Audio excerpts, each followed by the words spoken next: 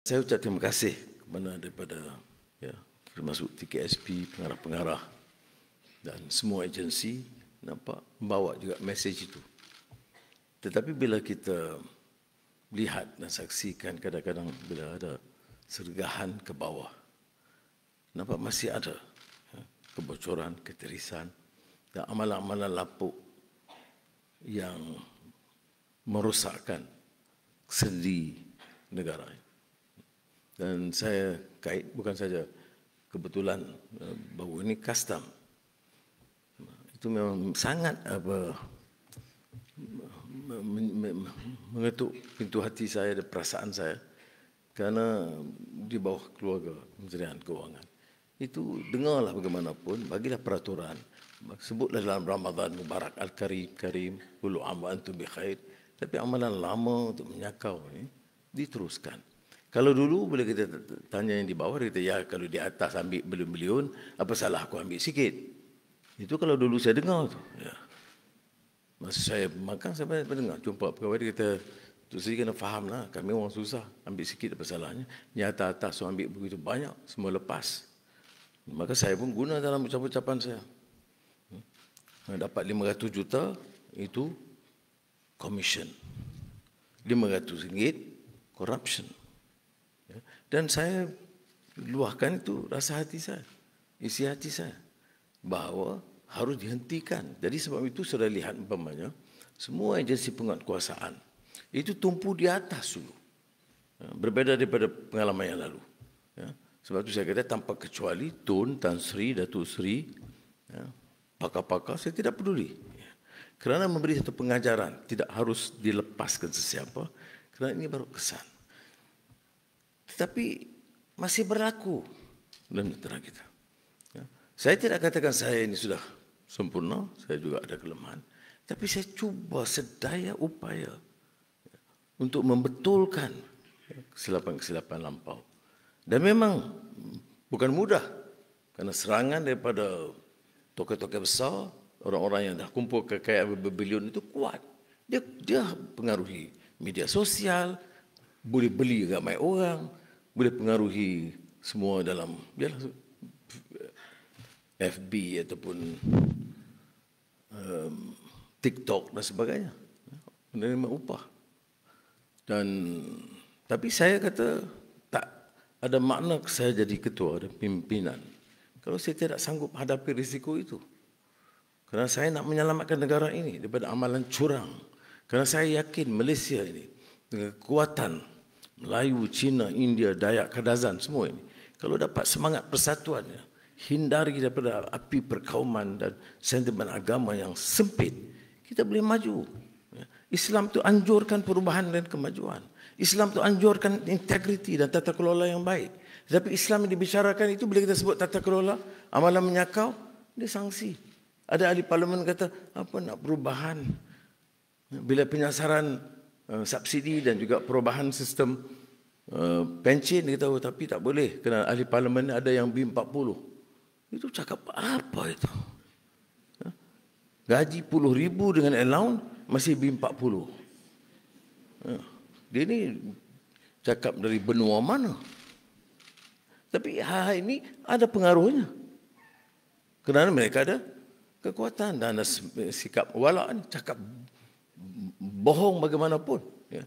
Bagaimana juga kos sara hidup. Saya tidak pernah menafikan bahawa kita masih hadapi cabaran kos sara hidup. Tapi kita buat sebaiknya. Lawan kartel. Paksa dengan tegas. Turunkan harga beras import. Ini tidak pernah berlaku sebelum ini. Ya. Dan harga ayam bila kita batalkan yang ceiling, itu kita selamatkan wang kerajaan 1 bilion ringgit. Dan harga ayam tidak lebih tinggi daripada harga tatkala kita kenakan dasar lama bantuan untuk mengekalkan ceiling. Juga elektrik. Dan tentunya kita akan teruskan. Tapi saya nak sebut, mana kita cuba. Dalam keadaan kekangan sekarang, Dia tak boleh anggap dalam setahun ni seolah-olah tidak ada berlaku. Kita datang clean government, nothing happen, no responsibility, no debt, no deficit. Just do your work. Ini kebahlulan seperti ini,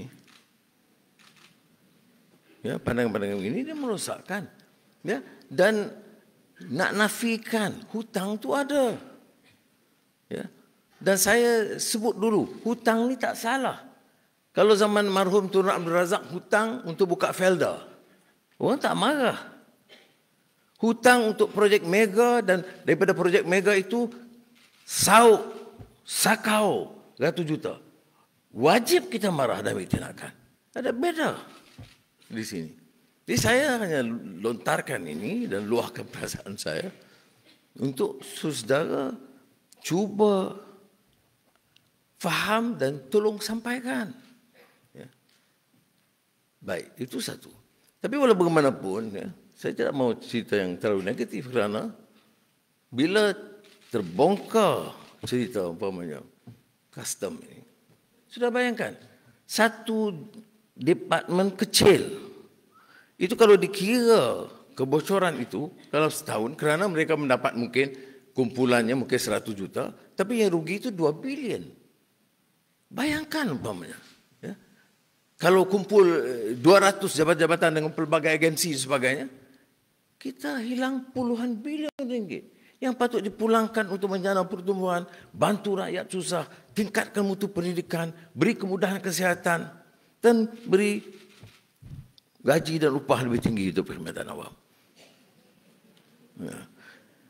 Tapi ini tidak boleh berlaku kerana kita bekerja dalam kekangan begitu. Sebab itu saya, Datuk Anis, dia berdiri je Datuk Anis.